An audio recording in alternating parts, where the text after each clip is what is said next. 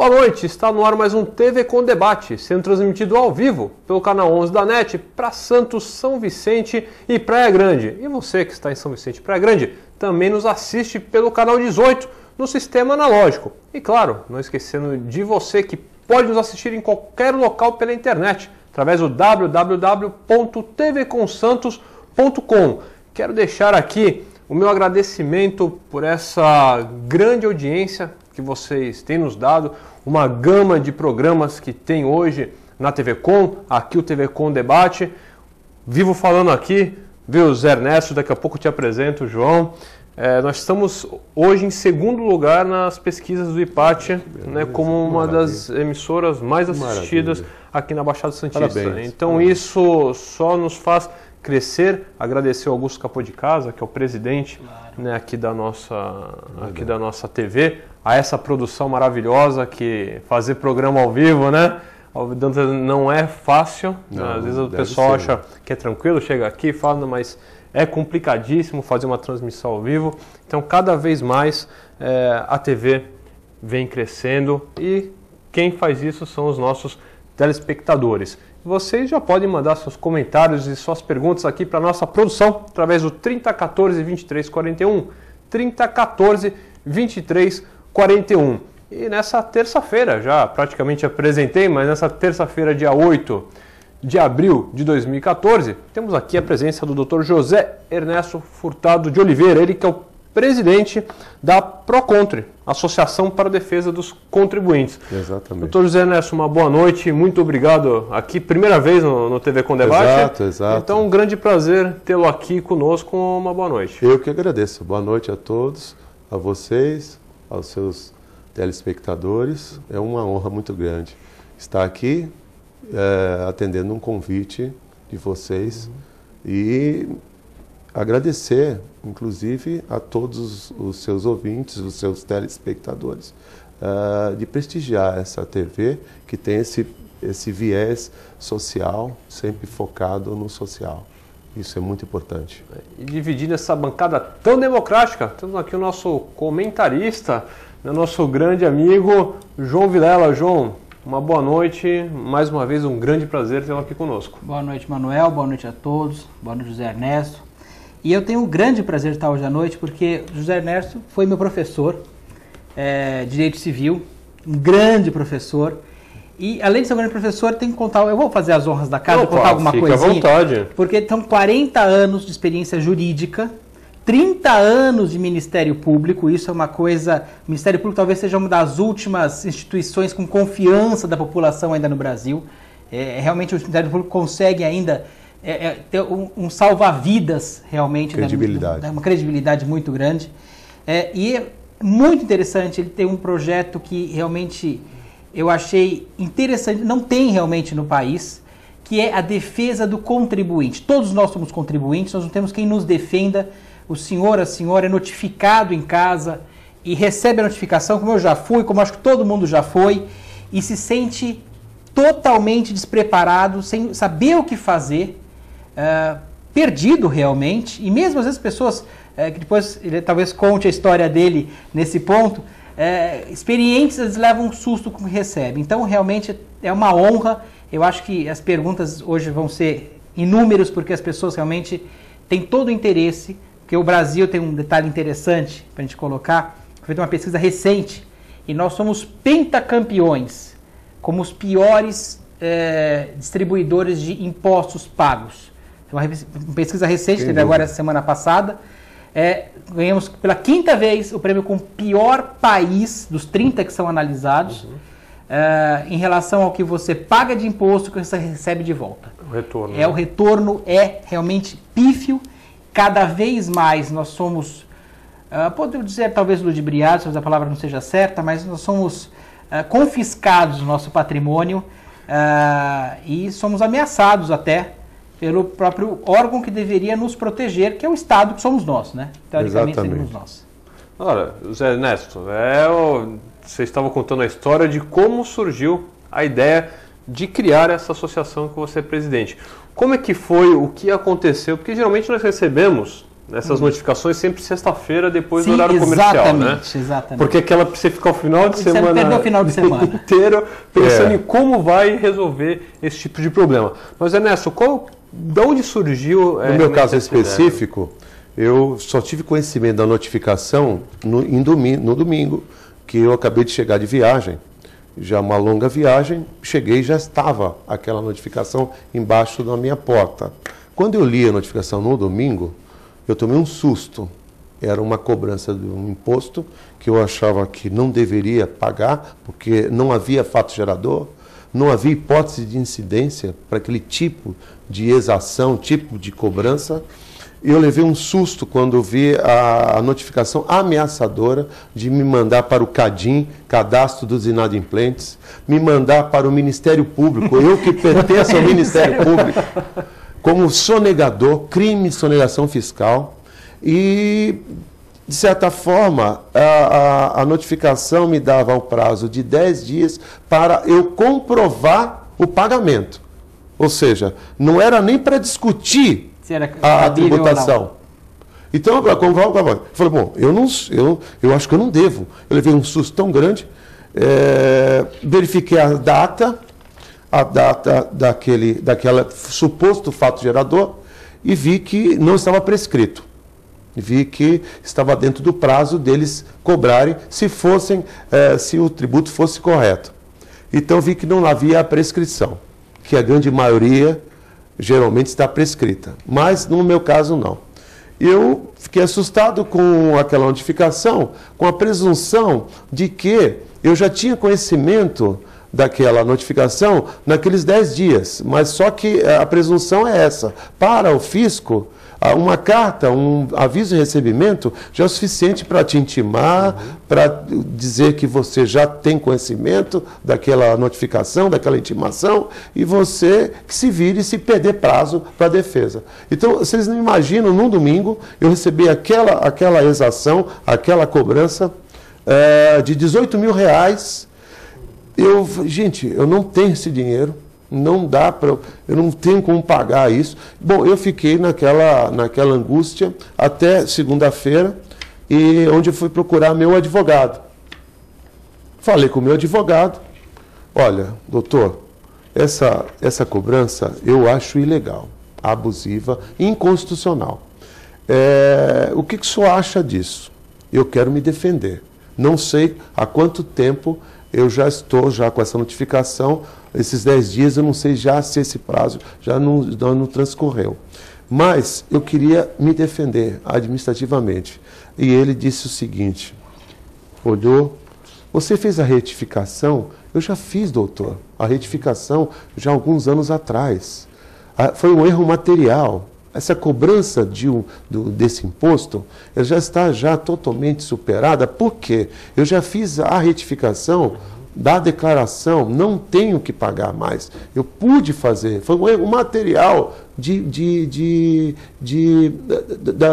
daqueles espaços onde o preenchimento da declaração. Normal, não houve o fato gerador daquele tributo. Aí ele olhou bem, viu que o erro era dele, porque ele que fazia minhas declarações. Então ele chegou para mim e sugeriu o seguinte, olha, você é promotor de justiça. Seu nome não pode estar no CADIM, no Cadastro dos Inadimplentes, no Serasa, né, do Poder Público. Você não pode ser processado criminalmente, porque você é promotor de justiça. Eu acho melhor você fazer o seguinte, use o seu cargo para pedir um parcelamento do tributo pelo qual está... Foi essa a minha sugestão, do tributo pelo qual você está sendo cobrado. Acho melhor, politicamente é melhor, você se livra do problema, não causa mais problemas e pede aí um parcelamento de 1 ano. E eu acredito que eles vão te atender, porque você é um promotor, quer dizer, no sentido dar uma carteirada. Né? Mostre que você é uma autoridade pública e você vai ser bem recebido no fisco. Mas eu falei, doutor, eu não devo esse tributo. eu não vou pagar isso, eu vou me defender. Depois, se eventualmente eu não conseguir administrativamente um resultado favorável a mim, eu vou ao judiciário. E pede suspensão. Aí eu peço suspensão, eu entro com as medidas cabíveis. Bom, ele falou assim, olha, eu não tenho condição de te defender. Mas aí eu percebi o seguinte, gente, eu posso, com esse meu conhecimento técnico de tantos anos, a coisa é tão clara para mim, é tão absurda, tão transparente, eu vou fazer a minha defesa. E eu mesmo fiz a minha defesa e fui percorrendo os corredores da administração pública. Que são muitos. Eu já vou lhe informar e informar os seus telespectadores. Cheguei com a defesa fundamentada, documentada, e mencionei o que os fiscais erraram na análise do problema jurídico relativo àquele imposto. Ali havia uma violação da Constituição Federal, havia violação do Código Tributário Nacional, do Código Civil e da legislação tributária extravagante. Ali haviam várias vamos dizer, violações dos meus direitos. E eu coloquei isso no papel, inclusive documentadamente. Fui falar com a pessoa que estava me autuando, fui falar com a fiscal, era uma mulher. E uma mulher que não tinha conhecimento vamos dizer, dos meandros jurídicos, mesmo porque ela não era formada em direito. E ela disse o seguinte para mim, quando viu a minha defesa, leu assim por alto, de uma forma displicente, arrogante, uma forma totalmente, vamos dizer, deselegante, né? Mal educada até, ela falou, olha, doutor, sua petição aqui fala sobre Constituição, sobre essas coisinhas, Constituição Federal, básica, sobre Código Tributário, sobre Direito Civil, Código Civil e outras normas jurídicas pertinentes. Doutor, aqui a gente obedece portaria.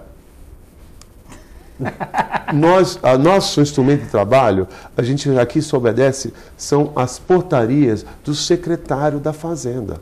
Ah, ele que faz a lei, então. Ele que faz a lei. Ele que faz a lei tributária. Ele que faz a Constituição. Ele que faz o Código Tributário. Não existe lei nacional, existe portaria em que os agentes públicos são obrigados a obedecer. Então, com base nisso, doutor, o senhor pode até se defender, mas o resultado, na minha opinião, é a tributação. Nós só queremos o seu dinheiro. Ou seja, nesse caso, eu falei, tudo bem, minha senhora, a senhora tem o direito de pensar diferente, mas eu gostaria de internalizar essa minha defesa. Eu quero questionar essa tributação. Aí ela falou assim, vai lá no protocolo, faz o protocolo essa sua petição, e depois a gente vai ver o que vai dar. Saí do gabinete dela, fui até o protocolo. Tentar internalizar protocolar aquela petição. O contínuo não sabia digitar o código para internalizar aquela petição. Não tinha, ele não sabia. Eu falei, não estou conseguindo achar, eu não posso receber esse protocolo. Olha só já aonde eu percorri, a situação toda kafkaniana. Nesse caso, eu falei, eu não posso internalizar, não tenho condição aqui, qual é o código? Isso não pertence, né, a uma categoria que eu possa receber do senhor. O senhor volta lá e fala com a fiscal. Aí eu falei, bom, retornei, pedi desculpas, né, totalmente submisso, né, totalmente humilde. Eu falei, eu não consegui protocolar essa minha petição, minha defesa. Aí ela displicentemente falou, você quer protocolar? É mesmo? Então tá bom. Aí pegou o carinho e entregou a contrafé, o protocolo. Tem que dar risada, é triste, né? Aí eu falei, bom, eu estou frito. eu sei que eu vou perder. Aí precisa ouvir. Mas tem as instâncias superiores. Eu não sei se vai dar tempo, porque aí me deu uma ideia de falar com o superior hierárquico dela.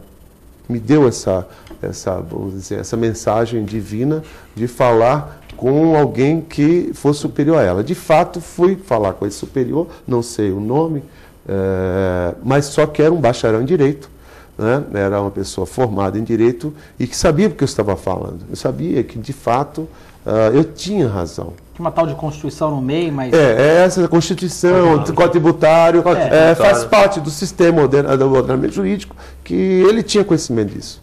Aí ele já viu e falou, já sei. Não que soubesse o meu caso particular, mas milhares de casos análogos ao meu. Ele falou, já sei o que está acontecendo. É assim mesmo. A minha colega, ela está certa.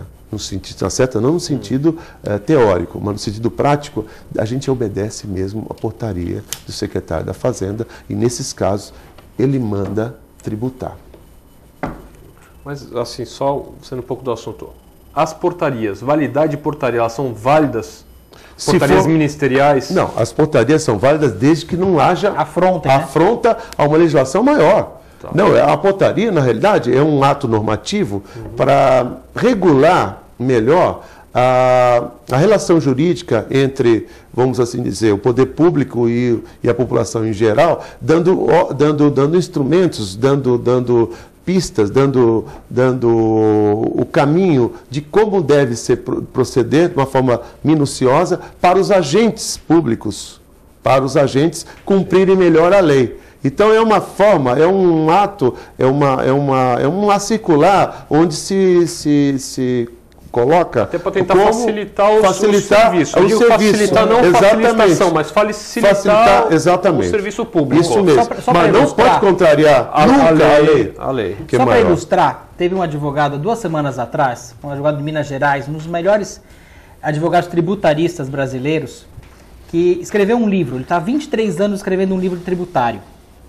Ele gastou R$1 milhão, ele deixou 37 advogados para ajudar a compilar esse livro. Esse livro tem 7,5 toneladas, um livro. Ele fez Eu li isso. Porque são 45 regras novas. Tem até fotografia. Sim, tem até ele vai lá no Congresso Nacional.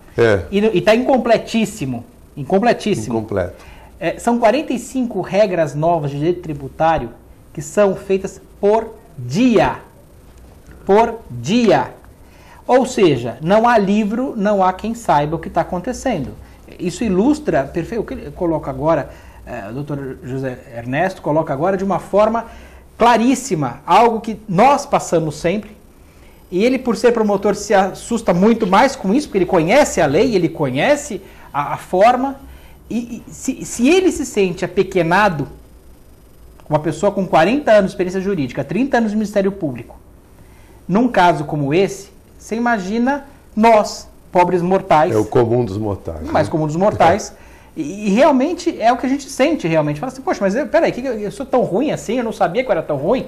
Procuro pagar meus tributos em dia, pagar minhas contas em dia, procuro ter uma vida plena em termos de honestidade, e eu recebo uma carta que os bandidos não recebem, às vezes, né? Exatamente. É uma forma que... Mas, João, a quem interessa isso? Pois é, essa é a pergunta. A quem interessa? Evidentemente que não é o contribuinte. Claro. Não é? E aquela pessoa que não tiver informado, não conseguir essa informação, vai pagar. Não tem dúvida. Vai pagar. Porque ele vai ver o custo-benefício, ele vai ter que contratar pessoas, profissionais. E o custo disso é altíssimo. O custo é altíssimo. E um bom profissional de direito tributário, ele é caro. Ele é muito caro. E ele não pega pequenas causas, porque o PROCONTRE, ele está visando o pequeno contribuinte, João. Gratuitamente. Gratuitamente, porque na realidade nós não vamos advogar para o contribuinte. Na realidade, nós vamos apenas informar, orientá-lo. Nós não vamos fazer consultoria, nem vamos pegar nenhuma causa do contribuinte enquanto instituição. A nossa instituição, ela veda, desde o início, o nosso estatuto veda qualquer tipo de cobrança do contribuinte, de qualquer consulta que ele venha a ter lá conosco. Vocês vejam a importância disso. Ele teve uma experiência negativa.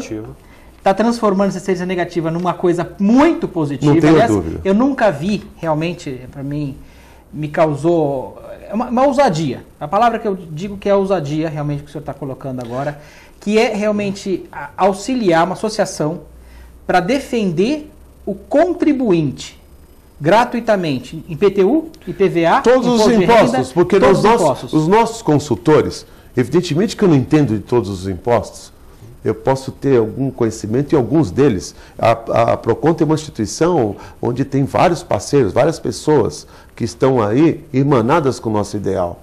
Então, evidentemente, a cada tipo de consulta específica, nós vamos dar para o nosso consultor específico daquele tributo. Claro. Na realidade, é um serviço voluntário. Na realidade, eu estou aposentado, não é?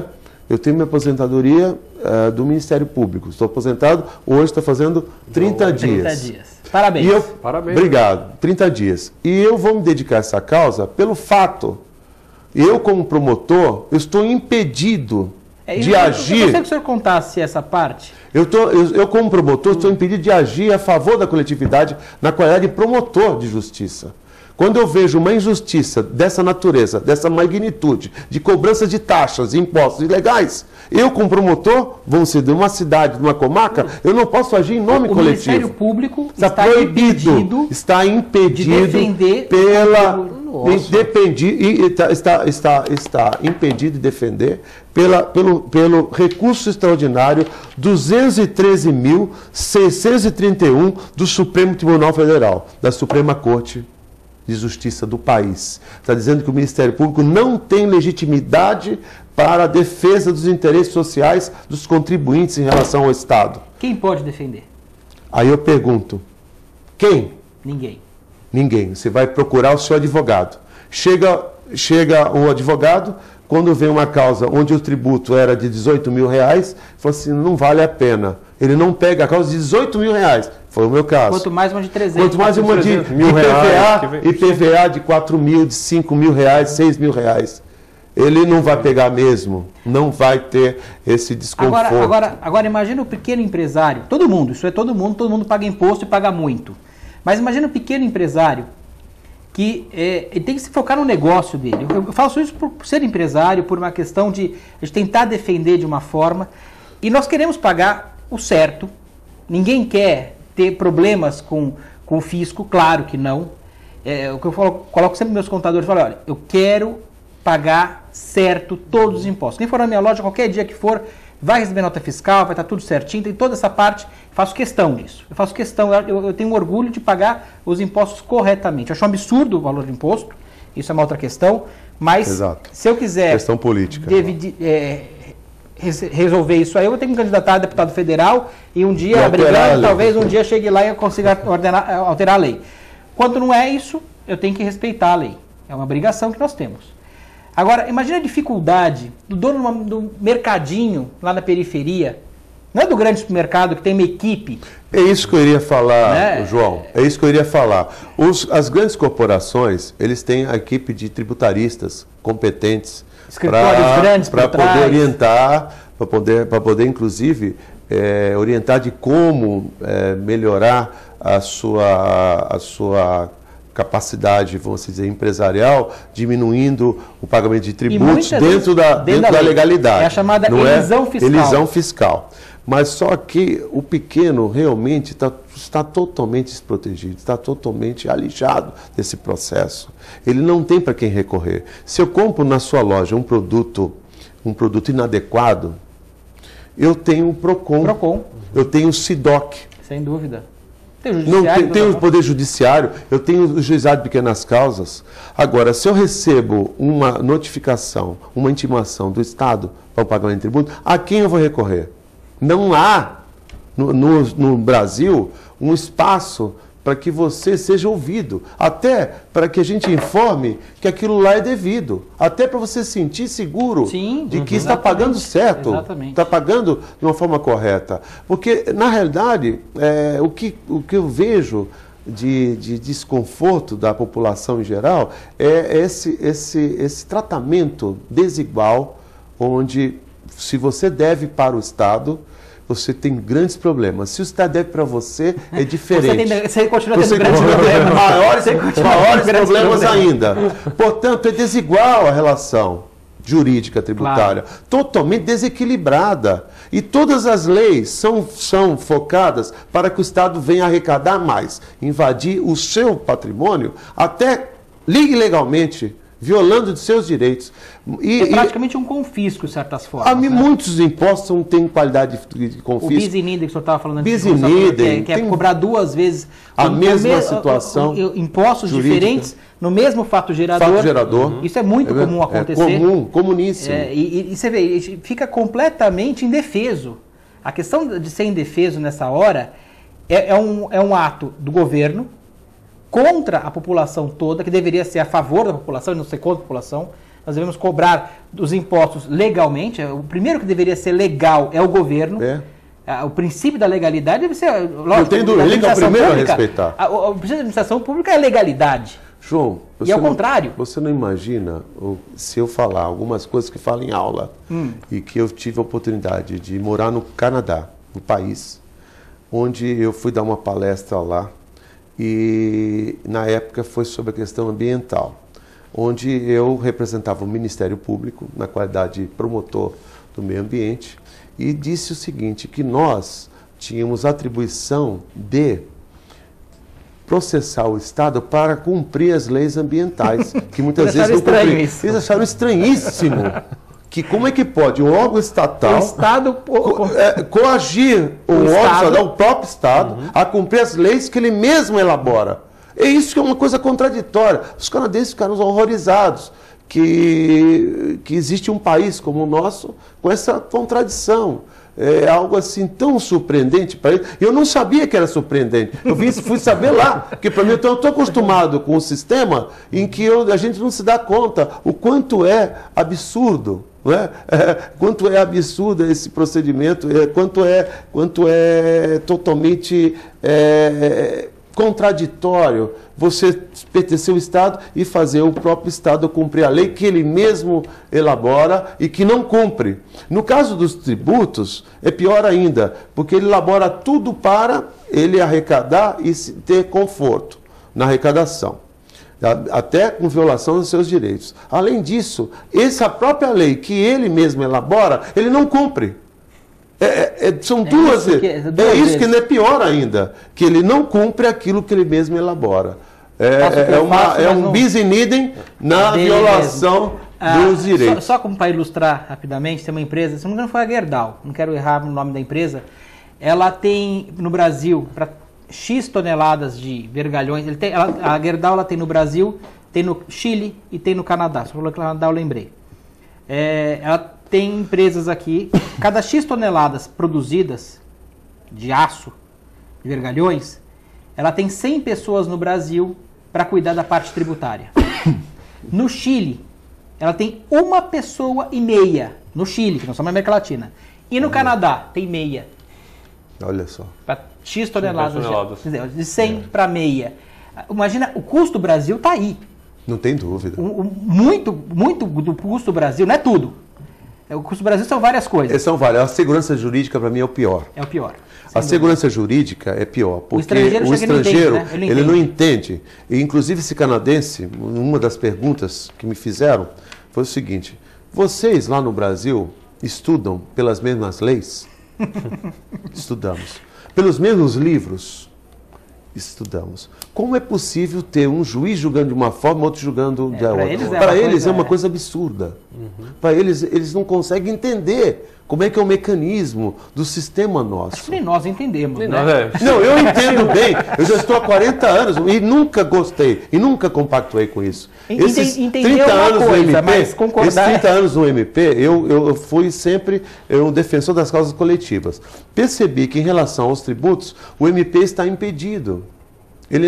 O Supremo Tribunal Federal diz que não existe interesse social, que é interesse disponível seu de dar o seu dinheiro para a arrecadação. Essa é contribuinte. Você é um verdadeiro contribuinte. No sentido o nome voluntário. Está certo. O nome está certo. Nós precisamos fazer um pequeno break. Na volta, começo com vocês aqui perguntas, já todas aqui, para o José Ernesto. Vamos ao pequeno break e nós já voltamos.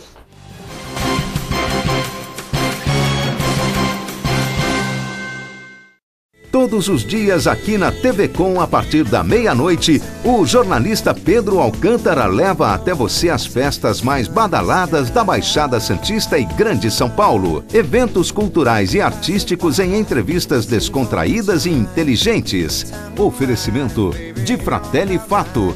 Rua Tolentino Filgueira, 77, Santos. E WhatsApp Santos, há 10 anos formando craques no inglês. No Gonzaga, Ponta da Praia e agora também em São Vicente.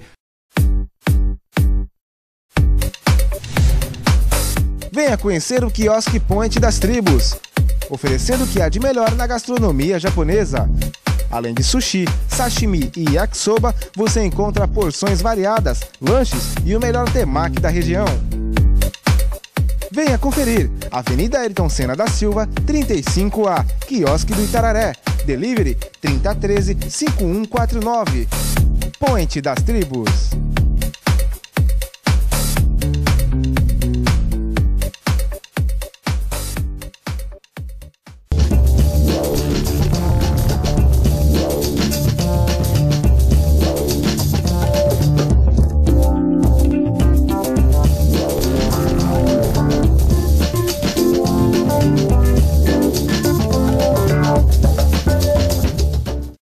O melhor da arquitetura e decoração você encontra aqui no programa Decor News. Matérias nacionais e internacionais com exclusividade. Todo sábado às 9h30 da noite aqui na TV Com.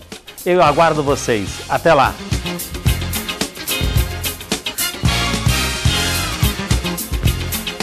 Se você quer algo diferente e está por dentro de tudo que acontece em sua cidade, mande dicas, sugestões de pauta pela nossa fanpage facebook.com/tvcom.santos. Interaja com a programação da sua TV Com.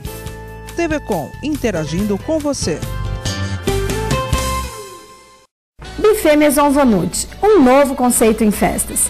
Requinte e sofisticação no mesmo espaço.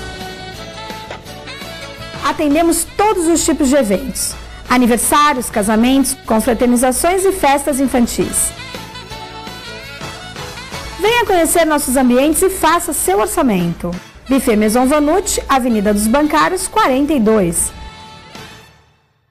Oficina Frota Vento. Conta com uma infraestrutura totalmente automatizada e com o que há de mais moderno em equipamentos e tecnologia. Com serviços de funilaria, repintura, mecânica e eletricidade, além de oferecer diversos modelos de carros antigos para aluguel. Oficina Frota Vento. Localizada na rua João Éboli, 57 em Santos. Telefone 3223-2969 ou 3221-4853. Oficina Frota Vento. Você que não pode ir até a sua comunidade, a comunidade quer ir até você em sua casa, em seu lar. Participe conosco todos os domingos, às 8 horas da manhã, a Santa Missa em seu lar.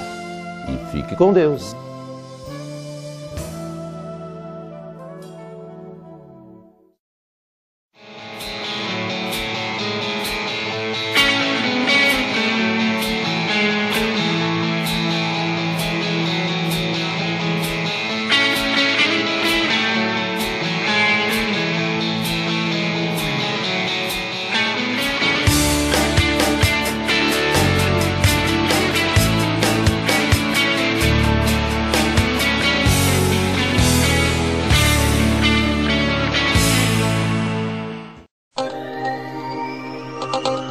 Olá, eu sou a Kátia Lopes e estou aqui para convidar você a viajar comigo pelo Universo Feminino, o novo programa da TV Com, que estreia na segunda-feira, dia 14 de abril, às 17 horas. O programa Universo Feminino é voltado à mulher e vamos falar sobre saúde, beleza, culinária, moda e muito mais, tudo voltado ao universo feminino. Então não se esqueça, você tem um encontro marcado comigo, dia 14 de abril, segunda-feira, às 5 da tarde, aqui na TV Com.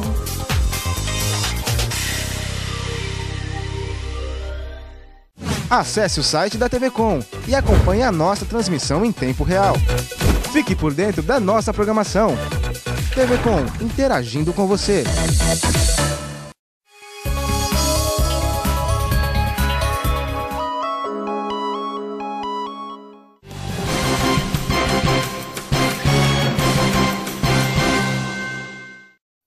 Estamos de volta com o TV Com Debate nesta noite de terça-feira, dia 8 de abril de 2014, com a presença hoje aqui do presidente da Associação para a Defesa dos Contribuintes, José Ernesto, e também aqui o nosso comentarista, nosso grande amigo João Vilela. Então, como eu prometi, voltando agora com as perguntas aqui dos nossos telespectadores, o Fábio Costa, lá da Guilhermina, um grande abraço, obrigado pela sua participação.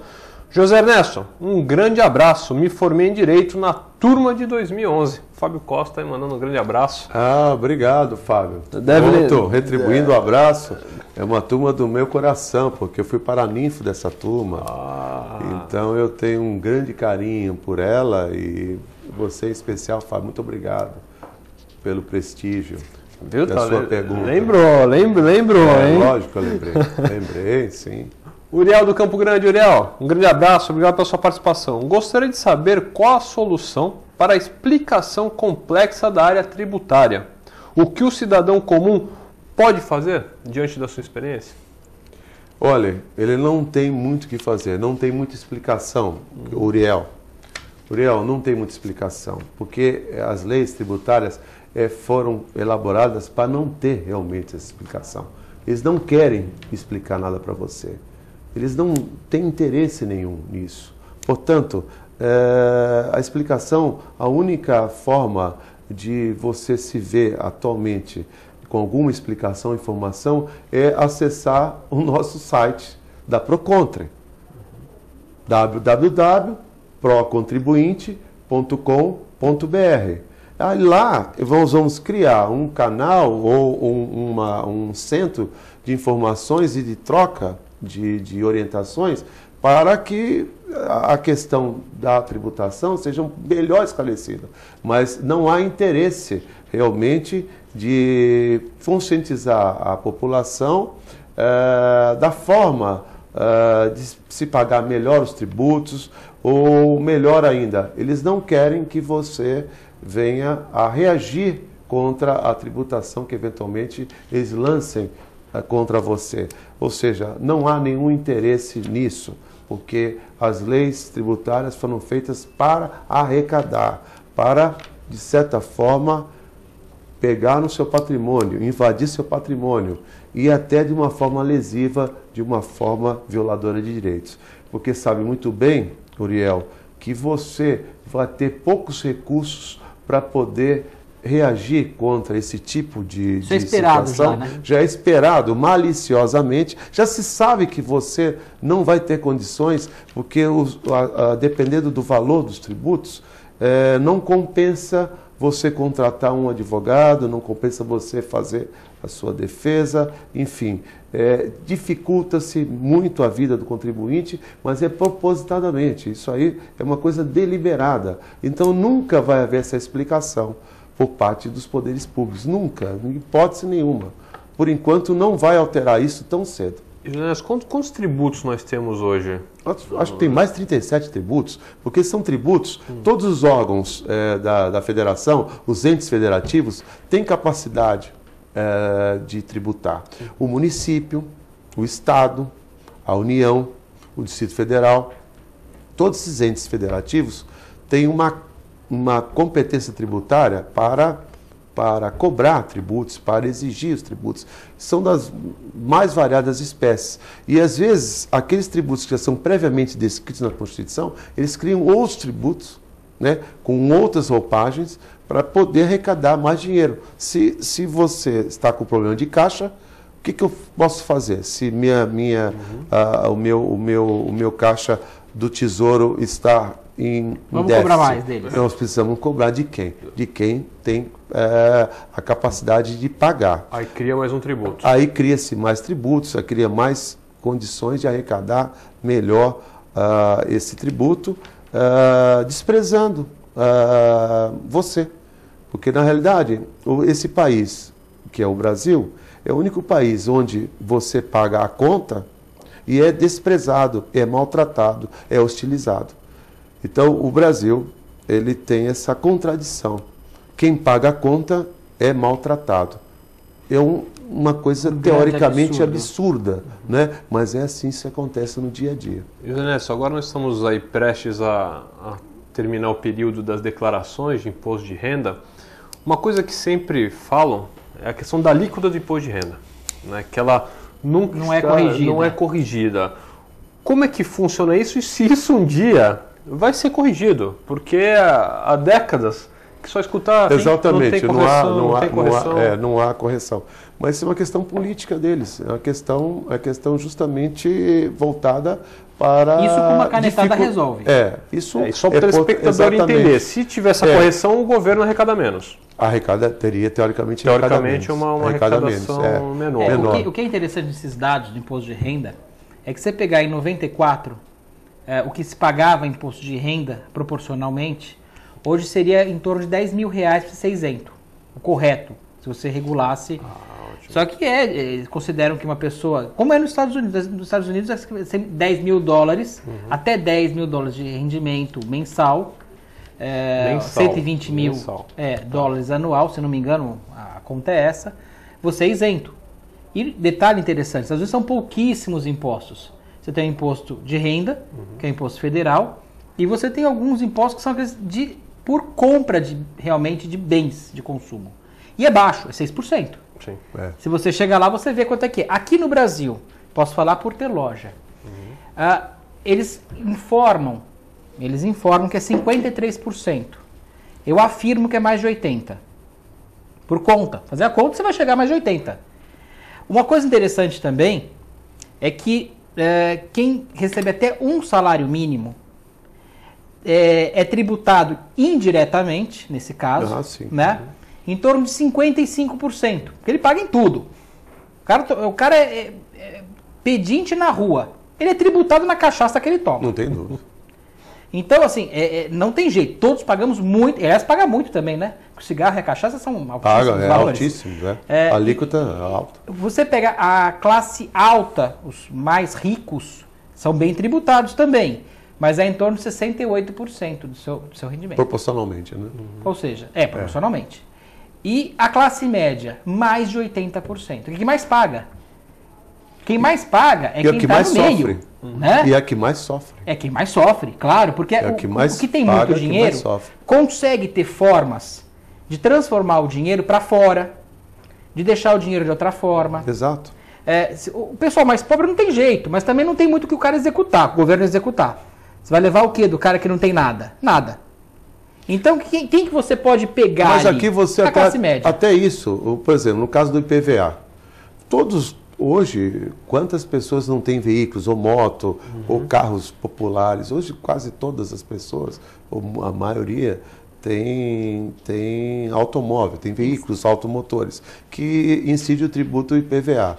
Se você não pagar o IPVA no ano, você já vai para o CADIM, Cadastro de Inadimplentes. Não pagou, já vai. Não pagou, já vai. Não precisa esperar você ser notificado, ou se você for esperar para pagar esse tributo no ano posterior, quando for legalizar a documentação, você já está no cadastro de inadimplentes, já está no CADIM. E nesse caso, você já não tem benefício da nota fiscal paulista, você não pode, seu crédito fica restrito, ou você não consegue nenhum crédito, você não consegue nenhum benefício enquanto seu nome estiver lá no CADIM. Portanto, te obrigam, de certa forma, a pagar, né, da forma que eles querem, e muitas vezes, João, a maioria daqueles IPVAs antigos, o Estado não pode mais cobrar porque ocorreu o fenômeno da prescrição. Mas seu nome fica negativado, seu nome fica no CADIM. Mesmo que ele não possa te cobrar, vamos assim dizer, judicialmente, seu nome fica negativado. Você vai ter um percurso também kafkaniano para tirar o seu nome do CADIM, demonstrando que o Estado não pode mais te cobrar aquele tributo. Ele não pode mais, ele não pode exigir aquele tributo. Mas de uma forma ou de outra, seu nome fica negativado. E se você precisar de uma certidão negativa, participar de uma concorrência, participar de um concurso público, seu nome está lá negativado como o Serasa. Ou seja, é a mesma instituição do Serasa, mas só instituída pelo poder público. Ou seja, eles te forçam a pagar tributos prescritos, obrigações tributárias decaídas que não podem mais ser viabilizadas no sentido de judicialmente e mesmo administrativamente, enfim. Mas é uma forma de pressão, intimidação, e você acaba pagando dívidas prescritas. Teve um dia que um colega meu, um promotor, ele pagou um tributo de 1999 de uma moto que ele teria. Um colega meu, eu falei, meu Deus do céu, o Cacá é o apelido dele. Cacá, você pagou o tributo? Eu falei, lógico, meu nome estava no Cadim. E eu quero sair do Cadim, eu não quero mais, eu não quero. Você pagou algo prescrito? Eu falei, paguei porque eu quero me livrar do problema. Isso um promotor. Imagina o resto da população. É justamente essa questão. O que eu penso assim do imposto, além de ser alto, ser injusto de uma série de formas, ele é difícil de pagar. O duro é isso. A gente estava até conversando antes de entrar no ar. Antigamente havia uma coisa que melhorou. Vamos falar uma coisa positiva, no PVA. Para você fazer o IPVA, quem é da nossa idade aqui sabe, você tinha que chamar um despachante, era tabela disso, tabela daquilo, às vezes errava para menos, exatamente, era notificado, às vezes errava para mais, não recebia o dinheiro de volta. Agora você vai lá no seu Renavan, você vai lá e paga no banco. Agora é o lançamento de ofício. Lançamento de ofício. Já melhorou. O IPVA, o IPTU, é outro que é relativamente simples de você pagar. Você recebe o carnezinho ali, você já sabe quanto você tem que pagar, é isso, é isso, é aquilo, é aquilo. Agora, a maioria dos impostos, eu vejo, no meu caso, nós trabalhamos com a substituição tributária. Quem é do Simples Paulista deveria ser simples. Você chega lá no finalzinho, você tem na nota fiscal, deveria pagar por aquela parte que já está ali reduzida para você pagar numa vez só, daquela forma. Você paga dessa vez só que você paga um negócio chamado substituição tributária. Então, por exemplo, eu vou comprar um produto, eles entendem, eles têm uma tabela, que eles falam, olha, esse produto tem que ser vendido por 100. Você fala, não, mas eu não vou vender por 100, eu vou vender por 60. O problema é seu. Vai pagar por 100. Por 100. Tá bom, mas eu vou pagar por 100, mas eu não vendo por 100, mas esse imposto não está lá no final, no Simples, tá lá, vai pagar esse e vai pagar mais esse outro. E vai pagar. E te impede a restituição dessa diferença. Não tem essa diferença. Então, você chega num ponto que você está pagando muito mais, você não te permite vender mais barato. Quando você quer vender mais barato, o governo fala, não, esse tem uma tabela chamada IVA, que é índice de valor agregado, que lá na Europa é imposto de valor agregado. Exato, aqui é índice de valor agregado, tem uma tabela que é lançada vira e mexe. E eles falam, não, olha, esse copo, você não pode vender por 10, você tem que vender por 20. Mas eu quero vender por 10, eu posso vender por 10? Eu vou vender mais por 10? Não, então você paga o imposto de 20. Mas eu não estou vendendo a 20, mas você paga por 20. Agora, quem trabalha em grandes mercados, supermercados grandes, consegue aliviar isso tudo. É a grande dificuldade, por isso que a Procontri veio para isso. É ouvir o pequeno. Claro. E a gente não vai discriminar o grande, lógico, que é uma instituição aberta a todos. Mas o foco é o pequeno, porque eu me considero um contribuinte pequeno. Claro, eu sou pessoa física, não sou, né? Sou um contribuinte pequeno. E eu me coloquei na posição de uma pessoa que tivesse mais dificuldade. Imagina, a pessoa mais simples. No Brasil nós temos dificuldade em lidar com esse problema. Professor. Nós temos 14 milhões de analfabetos. Ainda, né? Analfabetos. Alfabetizados funcionalmente, que é quem sabe escrever o nome, é uma quantidade enorme. Exato. E isso para contar o que não sabe nem ler nem escrever, que recebeu aquele papel, pode jogar fora porque não vai fazer nada com aquilo.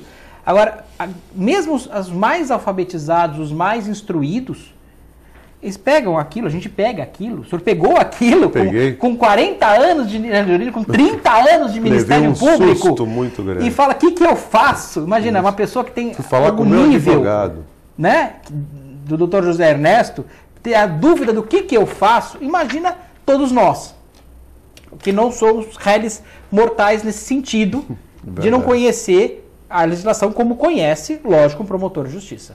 E o Cosme Santos da Areia Branca. Cosme, um grande abraço, obrigado pela sua participação. Senhor promotor José, e quando um processo do ano de 2005 da Justiça da Fazenda, que transitou em todas as instâncias, sendo que no site do Tribunal de Justiça esse processo foi remido à sua vara de origem em Santos no dia 26/8/2013, segundo a vara da Fazenda, onde um trabalhador não recebe seus salários desde dezembro de 2004, tem a receber todos os salários atrasados, mas infelizmente nem o advogado, nem o trabalhador conseguem achar esse processo no Tribunal de Santos. O que acontece com a Justiça no Estado de São Paulo? Ele fez um relato aqui um relato específico, né? Personalizado. Bom, a Justiça ela tem suas deficiências. Ela não posso falar que ela seja ruim ou seja negativa, mas só que em algumas situações, algumas varas, alguns juízes, alguns cartórios, acontece às vezes, alguns desajustes, alguns problemas, mas são setorizados. Não é problema da Justiça em geral, mesmo porque eu trabalho nela, continuo trabalhando, vou continuar trabalhando na advocacia. Eu vejo a Justiça como ainda uma solução positiva para qualquer problema que nós tenhamos. Eu não tenho outro caminho. Eu acredito na Justiça, acho que ela faz até muito, não querendo ser... até muito pelo seguinte, existe no nosso inconsciente coletivo do brasileiro, a qualquer problema, procurar a justiça. E hoje a justiça está mais fácil de ser procurada, porque a facilidade é muito grande de você, inclusive, formular a sua petição, formular a sua queixa, e a Justiça encaminha a sua queixa nos juizados de pequenas causas, que tem de 20 a 40 salários mínimos, que geralmente são aqueles de pequenas causas, juizados de pequenas causas. Então, na realidade, o Brasil está acostumado a tudo ele levar para a Justiça, coisa que nos outros países não é assim. De fato, tem toda uma questão existe toda uma gestão preliminar, existem órgãos como o PROCONTRE, para você intermediar esse diálogo. Aqui, se você tem um problema de condomínio, você já entra na Justiça. Se tem problema trabalhista, você entra na Justiça. É uma coisa comum. Qualquer problema que nós tenhamos na nossa vida, a gente procura a Justiça. Você imagina o quanto é de demanda para a Justiça. E o custo disso? E o custo altíssimo. E o Estado, nós somos ainda um país pobre, nós temos ainda nossas dificuldades, e não dá para manter uma justiça específica para cada cidadão. Então, eu não culpo tanto a Justiça. A nossa forma de ser como povo, ainda talvez carente de justiça no antepassado, formou agora uma frente de procurar a justiça para todos os fins, para todos os problemas em que você realmente se defronta no dia a dia. E deveria ser o contrário, né? Deveria ser o contrário. Uma forma de você exatamente. conciliar. Agora, quanto a essa pergunta específica, tem que analisar o processo, o que está acontecendo diante desse relato desse telespectador. O Paulo Sérgio do Boqueirão, já estamos aí estourando o nosso tempo. Essa vai para você, hein, João? Por que a MTU não imita os ônibus da Prefeitura de Santos, colocando o número no lado direito para facilitar o embarque no ônibus? Isso é importante. Não só isso, Paulo Sérgio, né? Isso. Eu, da outra vez, até falei aqui que essa questão dos ônibus é uma questão que, aliás, tem um campo vasto para os vereadores poderem legislar nessa parte. Em relação ao ano de fabricação, ter estampado na lateral do ônibus, que é uma coisa... Você sabe que ano que é aquele ônibus? Uma outra coisa interessante, acho importante, você colocou de colocar o número importante, a pessoa chega ali, não está na frente do ônibus, às vezes vem por trás. Que ônibus é esse? Então, realmente, ter na lateral do ônibus é uma forma prática, fácil. Mas ter o ano de fabricação do ônibus, os ônibus serem de verdade, é uma coisa que eu brigo há muito tempo do José Ernesto, é que os ônibus sejam de verdade, porque em São Paulo nós temos ônibus de verdade, a maioria, que são aqueles com piso baixo, com motor traseiro. Aqui não, são caminhões travestidos de ônibus, que é chassi de caminhão, por isso eles são mais altos, por isso tem aquela dificuldade de você subir no ônibus. São carrocerias feitas em chassi de caminhão, motor dianteiro, tração traseira, e isso é que nem feito antigamente com os bugs. Lembra que você comprava um Fusca 74, exato. Em 86 você comprava e virava 0 km? É isso que é feito. Então, até uma coisa interessante, é isso que é feito. Essa carroceria que nós temos aqui não é de ônibus de verdade. Qualquer lugar do mundo que tenha ônibus urbano de verdade, qualquer lugar civilizado, claro, que tenha ônibus, o motor é atrás. A suspensão é mais baixa, mais macia. Não é a suspensão de caminhão que é usada aqui no Brasil. Isso é um grande absurdo. E uma outra questão, aproveitando a pergunta de ônibus aí, que eu sempre fico nessa questão dos ônibus, sempre pegando no pé. Aliás, para se elogiar o que o prefeito fez, de manter a tarifa do ônibus, não deixar aumentar a tarifa do ônibus. É louvável. Congelar. Só que tem uma questão. Será que ela não estava já muito alta antes? Porque o poder público também não pode prejudicar uma empresa privada. Se ela tem tiver contratos. Cadê aquela planilha? Será que aquela planilha que foi feita, quando foi feita, não agora, mas quando foi feita no governo passado, não foi feita a planilha indicando seus custos? Será que não foi feito um valor muito acima, então, da questão? Porque para manter, alguma coisa está errada. Se a empresa agora consegue manter sem aumentar o valor, é porque o valor estava alto antes. Bem, felizmente nós temos que encerrar. O Filete aqui está falando parabéns pelo programa, que está excelente. Obrigado, Filete. E acho que a cachaça não deveria ser tributada.